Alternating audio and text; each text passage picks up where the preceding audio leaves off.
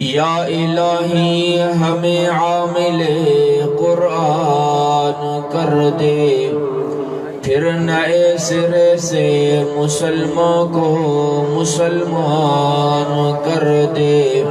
वो पैगंबर जिसे सरताजे रसूल कहते हैं, फिर उस नबी की उम्मत को ताबिए कुरान कर दे।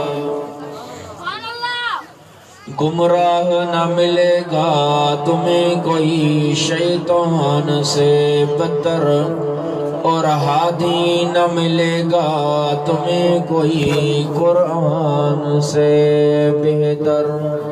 इन्नल्लाह व मलाइकतहु युसल्लूना अलन नबी या अय्युहल्लज़ीना आमनू सल्लू अलैहि व सल्लिमू तस्लीमा।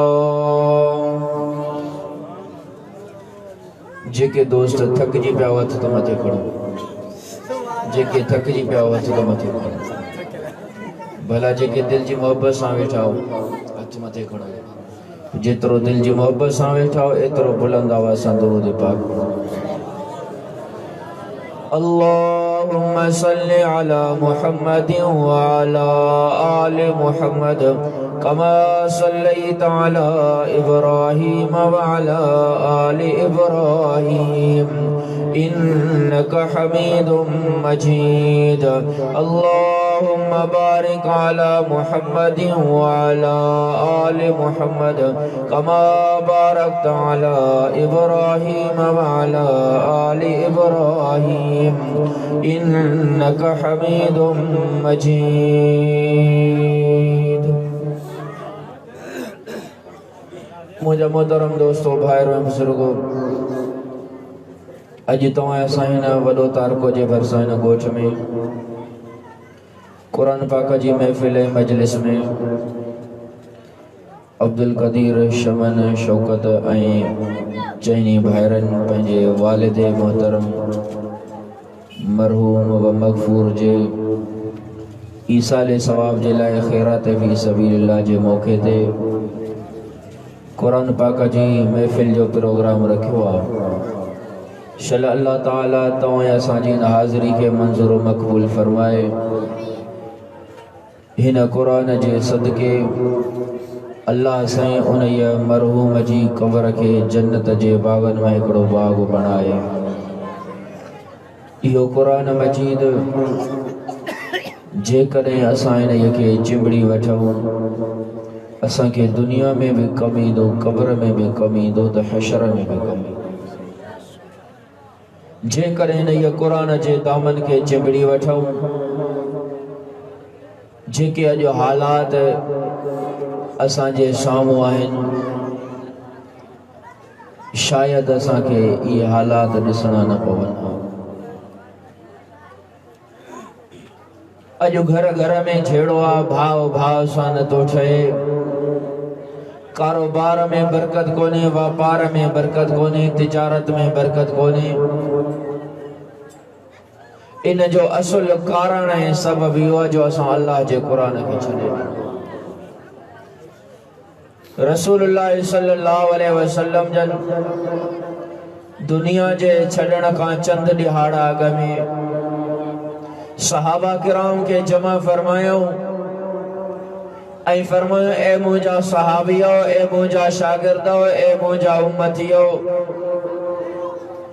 मां त दुनिया छॾियूं थो वञा, मां त पंहिंजे हक़ीक़ी मालिक जे तरफ़ राही थो थियां, पर ॿ शयूं ॾेई थो वञाव, जेसीं ताईं इन्हनि ॿिन्ही शयुनि खे चिंबड़ी वठंदो कॾहिं बि गुमराह न थींदो। सोने रसूल सल्लल्लाहु अलैहि वसल्लम जन फरमायो, तरक्तु फीकुम अमरैन लन तज़िल्लू मा तमस्सकतुम बिहिमा किताबुल्लाहि व सुन्नती सोने रसूल सल्लल्लाहु अलैहि वसल्लम जन फरमायो ए मुंजा सहाबियो ए मुंजा शागिर्दो ए मुंजा उम्मतियो मां त दुनिया छडियो तो वञा मां त पंहिंजे हकीकी मालिक जे तरफ राही तो थिया पर ब शयूं ॾेई थो वञा ला तज़िल्लू मा तमस्सकुतुम बिमा जेसी ताईं न ॿिन्ही शयुनि खे चिंबड़ी वठंदो कॾहिं बि गुमराह न थींदो पहिरें नंबर ते फरमायो किताबुल्लाह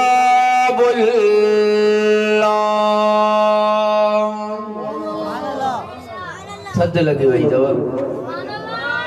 सुभान अल्लाह चवण सां जन्नत में वण लॻंदी सुभान अल्लाह चवण सां सगीरा गुनाह माफ़ थींदई सुभान अल्लाह चवण सां अर्श वारो रब राज़ी थींदई सोने रसूल सल्लल्लाहु अलैहि वसल्लम जन फरमायो ए मुंजा उम्मतियो मां त दुनिया छडियो थो वञा मां त पंहिंजे हकीकी मालिक जे तरफ राही थो थिया ब शयूं ॾेई थो वञा जेसी ताईं न ॿिन्ही शयुनि खे चिंबड़ी वठंदो कॾहिं बि गुमराह न थींदो पहिरें नंबर ते फरमाई किताबुल्लाह अल्लाह जो कलाम अल्लाह जो किताब कुरान मजीद छडियो थो वञा जेसी ताईं न के चिंबड़ी वठंदो कॾहिं बि गुमराह न थींदो ओ कलमे पढ़ण वारा मुस्लमान तूं ऐं मां जो क़ुरान खे छॾे ॾिनो आहे जंहिंजे करे माल में बरकत कोन्हे का जंहिंजे करे घर में सुकून कोन्हे को जंहिंजे करे बनी ॿारे जे फसल में काई बरकत कोन्हे का जंहिंजे करे औलाद न फरमान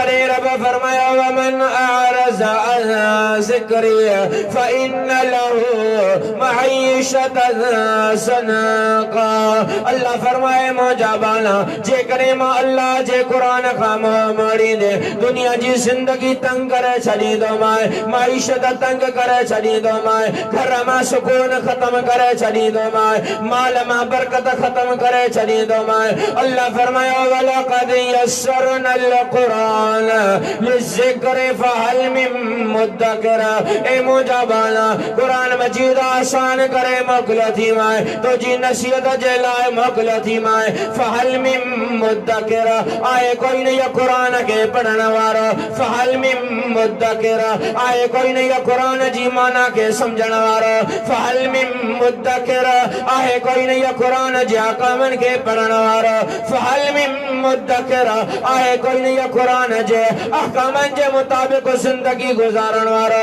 दुनिया में भी कामयाब कब्र में भी कामयाब तो हश्र में भी कामयाब करे चलो नारे तकबीर शान कुरान अज़मत कुरान नारे तकबीर तड़े अल्लाह फरमायो इन्ना हाज़ल कुरान यहदी लिल्लती हिय अक़वम अल्लाह फरमाए मौजाबाना कुरान मजीद तो जी हिदायत जे लाए मोकलो थी माए तो जी खैर ख्वाही जे लाए मोकलो थी माए तो जी नसीहत जे लाए मोकलो थी माए ही कुरान तो के मुंह के हलाल जा अहकाम बुधाई तो ही कुरान तो के मुंह के हराम कारी खां बचाई तो ही कुरान तो के मुंह के जायज़ ऐं नाजायज़ बुधाए तो ही कुरान तो के मुंह के पाक ऐं नापाक ॾसाई तो ही कुरान तो के मुंह के अल्लाह जा भी हक तो बुधाए ही कुरान तो के मुंह के रसूलुल्लाह जा भी हक तो बुधाए ही कुरान तो के मुंह के अब्बे अम्मा जा भी हक तो बुधाए अज जे नौजवान के बाबो न तो वणे अम्मा न थी वणे ओ कलमे पढ़ण वारा मुसलमान जे कदे अल्लाह के राजी करण चाहे था अब्बे अम्मा के राजी रखो छो त सोने रसूल सल्लल्लाहु अलैहि वसल्लम ने फरमाया रिज़ल रब फी रिज़ल वालिदैन व सख्त रब फी सख्त वालिदैन सैयद फरमाए मौजा उम्मतियो जे करे अल्लाह के राजी करण चाहे था अब्बे अम्मा के राजी रखो जे करे अब्बे अम्मा राजी त अर्श वारो रब राजी थींदे जे करे अब्बो अम्मा नाराज अर्श वारो रब नाराज थी वेंदे तॾहिं सोने रसूल सल्लल्लाहु अलैहि वसल्लम ने फरमायो हुमा नारुका जन्नतुका यो अब्बो अम्मा या त तुझे लाइ जहन्नम जो सबब अथई यो अब्बू अम्मा या त तुझे लाइ जन्नत जो सबब अथई जे करे अब्बे अम्मा के राजी करे दुनिया में छड़े वए तुझे लाइ अब्बू अम्मा जन्नत जो सबब बन गई जे करे अब्बे अम्मा के नाराज करे दुनिया छड़ी अथई दुनिया में भी जलील ख्वार थींदे आखिरत में भी जलील ख्वार थींदे तने रब फरमाया व कज़ा रब्बुका अल्ला ताबुदू इल्ला इय्याहु व बिल वालिदैनि इहसाना इम्मा यबलुगन्ना इंदकल किबरा अहदुहुमा औ किलाहुमा फला तकुल लहुमा उफ वला तनहरहुमा वकुल लहुमा कौलन करीमा वखफिद लहुमा जनाह अज़्ज़ुल्लि मिनर रहमा वकुल रब्बि रहमहुमा कमा रब्बयानी सगीरा। अल्लाह फरमाए मोजाबाना पेरे नंबर ते मा अल्लाह जे तरफा हुक्म यो थई इबादत सिर्फ मा अल्लाह जो हक थई इबादत कहीं जो का तने अल्लाह फरमाए मोजा महबूब ऐलान कर कुल हुवल्लाहु अहद अल्लाहुस समद लम यलिद व लम यूलद व लम यकुल लहू कुफुवन अहद ए मोजा महबूब ऐलान कर अल्लाह जात में अकेलो सिफात में अकेलो कमन कारिन में अकेलो नालन में अकेलो तने फरमाए कुल अल्लाहुम्मा मालिकल मुल्क तुतिल मुल्क मन तशा व तंज़िउल मुल्क मिम्मन तशा व तुइज़्ज़ु मन तशा व तुज़िल्लु मन तशा बियदिकल खैर इन्नका अला कुल्लि शैइन कदीर। अल्लाह फरमाए मोजा महबूब ऐलान कर बादशाह जो बादशाह सिर्फ मौला केरा बादशाह जो बादशाह इज्जत देने वाला केरा जिल्लत देने वाला केरा गरीब बनाने वाला केरा अमीर बनाने वाला केरा तने फरमाए लिल्लाहि मुल्कुस समावाति वल अर्द लहू मा फिस समावाति व मा फिल अर्द वलिल्लाहि खज़ाइनुस समावाति वल अर्द। अल्लाह फरमाया ज़मीन जो मालिक मा अल्लाह केरा जमीन जो मालिक पहाड़न जो मालिक केर समुद्रन जो मालिक केर आसमान जो मालिक केर सिज जो मालिक अल्लाह चंद्र जो मालिक अल्लाह सितारन सैयारन जो मालिक अल्लाह हैवानात जो मालिक अल्लाह जमादात जो मालिक अल्लाह पूरी कायनात जो खालिक है मालिक है राज़िक अल्लाह तरब फरमाए मोजाबाना सजी दुनिया तो जलाए पैदा कई थी मैं तो जो मकसद जिंदगी वो कज़ा रब्बुका अल्लाह ताबुदू इल्ला इय्याहु ए मोजाबाना इबादत सिर्फ मा अल्लाह जो कथे तू मां भी कलमो पढ़ियो ला इलाहा अजी पढ़ता सही का जी ला इलाहा इल्लल्लाह पढ़ो ला इलाहा इल्लल्लाह ला इलाहा इल्लल्लाह हस्बी रब्बी जल्लल्लाह मा फी क़ल्बी गैरुल्लाह नूर हिदायत सल्लल्लाह सब गद जी पढ़ो ला इलाहा इल्लल्लाह ला इलाहा इल्लल्लाह मुहम्मद रसूलुल्लाह सल्लल्लाहु अलैहि वसल्लम। इमाम गज़ाली रहमतुल्लाह अलैह फरमायो अल्लाह के राजी करो न जी इबादत करे रसूल के राजी करो न जी ताबेदारी करे मखलूक के राजी करो न जी खिदमत करे अके बूचींदो वेंदे वारिस कब्र में दफनाईंदा वेंदे कब्र में रब जे तरफा जन्नत जी दरी खुली वेंदे। तो अल्लाह फरमाया व कज़ा रब्बुका अल्लाह ताबुदू इल्ला इय्याहु ए मोजाबाना पेरे नंबर ते मोजो हुक्म वताई इबादत सिर्फ अल्लाह जो कथई अगदे फरमाए व बिल वालिदैनि इहसाना अब्बे अम्मा सा सोना सलूक कजा इम्मा यबलुगन्ना अयदकल किबर अहदुहुमा औ किलाहुमा। अल्लाह फरमायो अब्बू अम्मा बई या बिन मां हिकड़ो पोड़ा था थी वने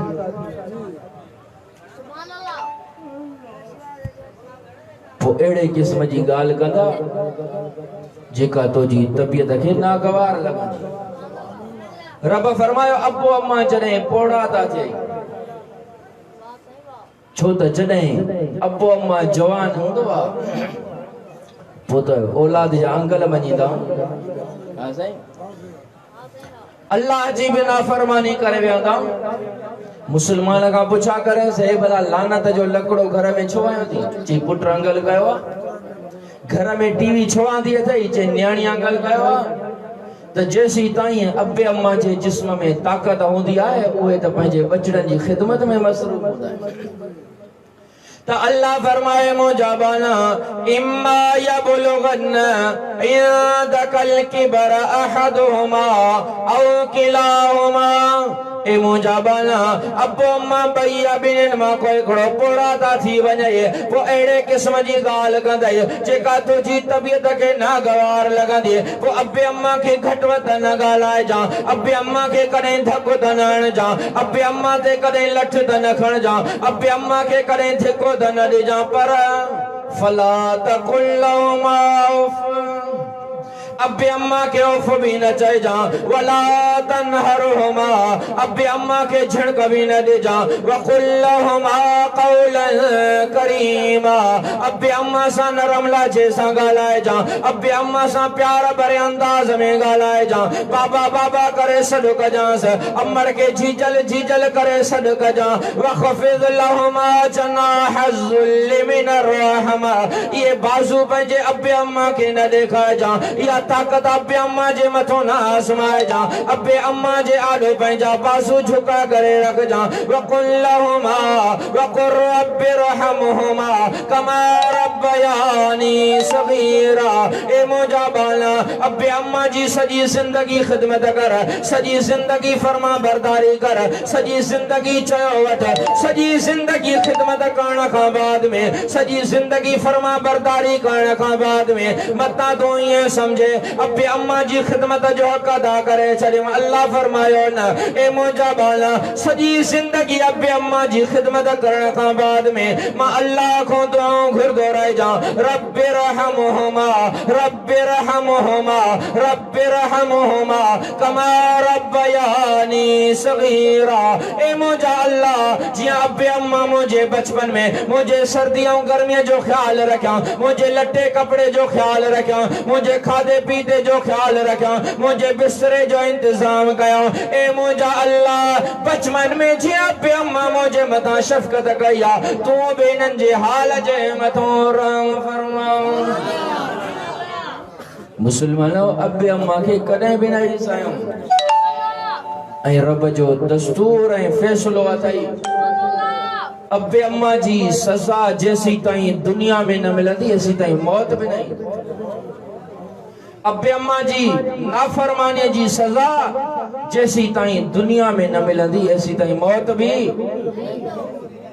एकड़ो शख्स हुयो जेको पंहिंजे पीउ के गिरेबान खां वठी करे पंहिंजे बाबे के गिरेबान खां वठी करे गेलींदो पियो वञे बाबो भी गेलजंदो थो वञे घर जे दरवाजे खां पंहिंजो पुटु पंहिंजे पीउ के गेलींदो थो वञे बाबो भी गेलजंदो थो वञे पर जॾहिं चौक ते पहुतो मोड़ वटि पहुतो बाबे रड़ कयसि ए मुंहिंजा पुट अॻिते न वधिजां अगते न वध जा जल्दी में पुत्र पंहिंजे पीउ जे गिरेबान मां हथ कढियो चईसि बाबा जॾहिं गिरेबान खां वरितो मां तव्हां न कयई गिलींदो आयो मां तव्हां न कयई इते चौक ऐं मोड़ वटि पहुता हूं त तव्हां करे तो छा सबब आहे। बाबे चयो पुत्र जीअं जो तूं मूंखे गिरेबान खां हथ विधो मूंखे बि पंहिंजी जवानी यादि अची वई मूंखे बि पंहिंजी जवानीअ जी मस्ती यादि अची वई इन साॻी जगह तो जॾहिं तुंहिंजी उमिरि में मां हुयुसि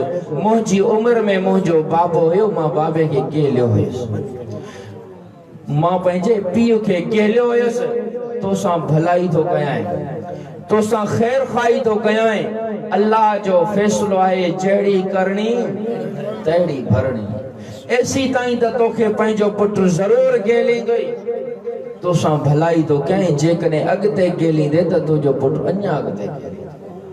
तो मुसलमानों अब्बे अम्मा जी कदे भी नाफरमानी न कयो हिकिड़ो आलिम सगोरो हुयो, चोटी जो आलिम हुयो, उनजो हिकिड़ो पुटु हुयो जेको मदरसे में पढ़ंदो हुयो। तक़रीबन आख़िरी साल उहो बि आलिम थियण वारो हुयो, पर उनजी का क़िस्मत उतरियल हुई।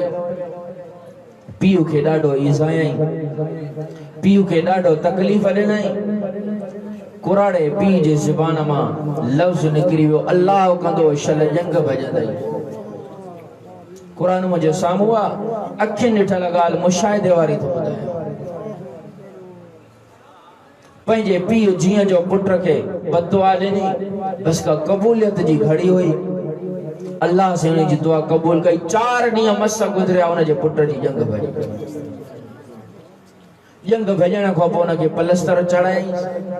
पलस्तर चाढ़ण खां पोइ 2 महीना ग़ालिबन बिस्तरे दाख़िल हुयो।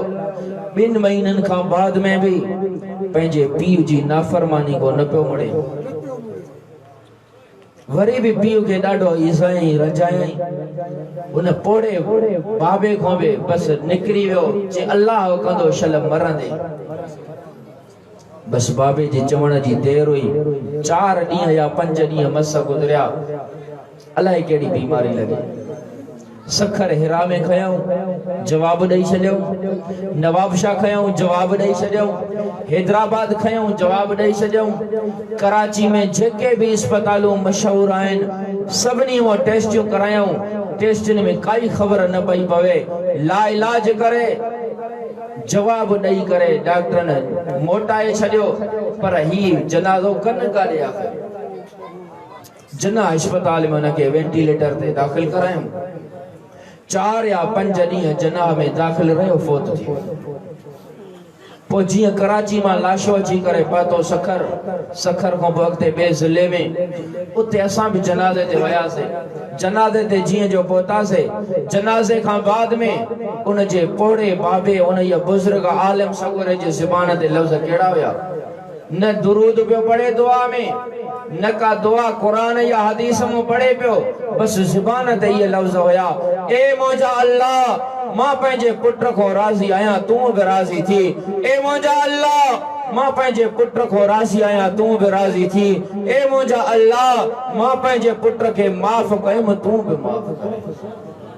तो मुसलमानों, अब्बे अम्मा के नईज़ आयो।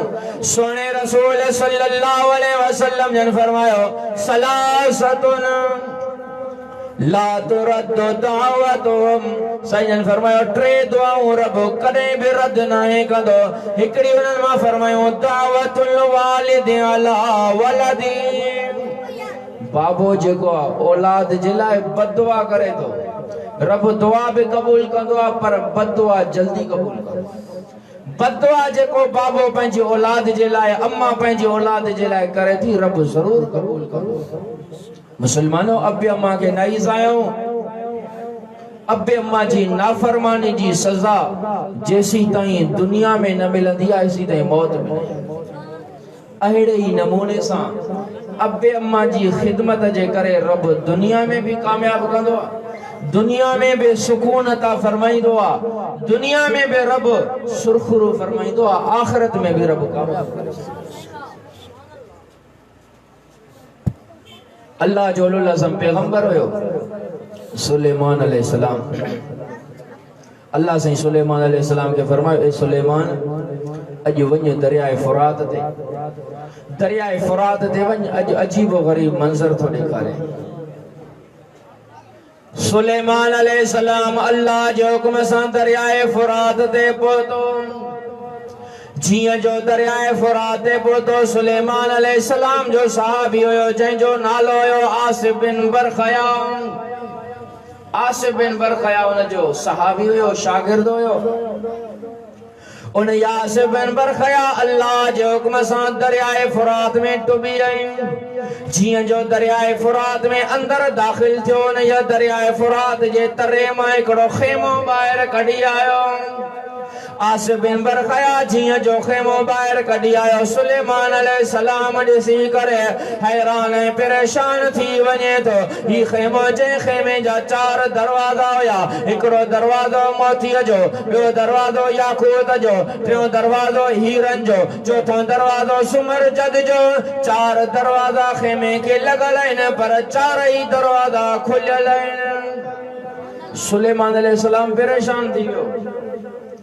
अजीबो गरीब किस्म जो खेमो ऐं झूपड़ी निकतो त दरिया जे तरे मो आ, पर कहीं भी किस्म जो पानी जो असर भी नजर न तो अचे।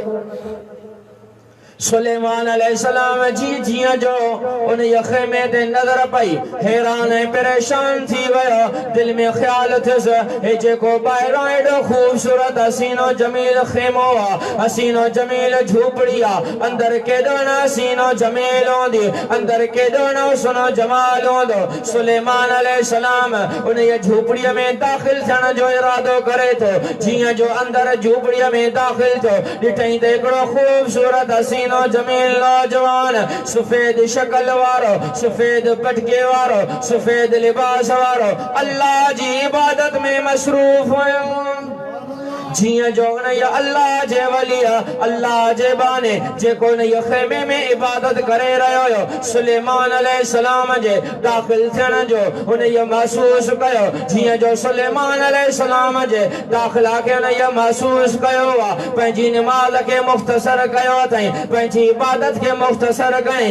अस्सलामु अलैकुम व अलैकुम अस्सलाम। सुलेमान अलैहिस्सलाम उन का पुछा तो करे दे खबर इन ये खेमे में तू कियां तो रहे, इन ये खेमे में तो के कियां रब जिंदगी ॾिनी आहे तो दरियाए फुरात जे तरे में इन ये खेमे जा 4 ई दरवाजा खुलियल आहिनि। अंदर पानी त पंहिंजी जगह ते, पानी जो को कतरो भी नजर न थो अचे। वो नौजवान शख्स चवेस तो ए अल्लाह जा उल अज़म पैगंबर मूं पंहिंजी जिंदगी में अब्बे अम्मा जी खिदमत कयम, अब्बे अम्मा जो चयो वरतम, अब्बे अम्मा जी फरमा बरदारी कयम, अब्बे अम्मा जी फरमा बरदारी जे करे अम्मड़ मूंखे दुआऊं ॾिनियो, बाबे मूंखे दुआऊं ॾिनियो। मां सॼी जिंदगी जेसी ताईं मुंहिंजो अब्बो अम्मा हाल हयात हुया अम्मा जी भी खिदमत कयां पियो, बाबे जी भी खिदमत कयां पियो। अम्मा मुंहिंजी जंग खां मासूर हुई, बाबो मुंहिंजो अखियुनि खां मासूर हुयो। अम्मड़ जी खिदमत कयां पियो, बाबे जी खिदमत कयां पियो, ॿियो कोई भी कम न पियो कयां। अम्मड़ जे जॾहिं इंतकाल जो वक्त आयो आहे, अम्मड़ मूंखे मरसुल वफ़ात में जॾहिं अम्मड़ जी मां खिदमत जे लाइ आयुसि, अम्मा जे लाइ मानीअ जो इंतज़ाम कयम, पाणीअ जो इंतज़ाम कयम, बिस्तरे जो इंतज़ाम कयम, राति जो आराम कराए रहियो हुयमि, अम्मड़ खे ज़ोर ॾेई रहियो हुयमि। अम्मा जे ज़ुबान मां बेइख्तियार लफ़्ज़ निकिरी विया त आलिम चवंदा आहिनि अब्बे अम्मा को दुआऊं वठो। छा साईं? अब्बे अम्मा को दुआऊं वठो, घुरायो न। अब्बे अम्मा के बेटा ताहूं करे रड़ियूं करे चऊं अम्मा असांजे लाइ दुआ घुर।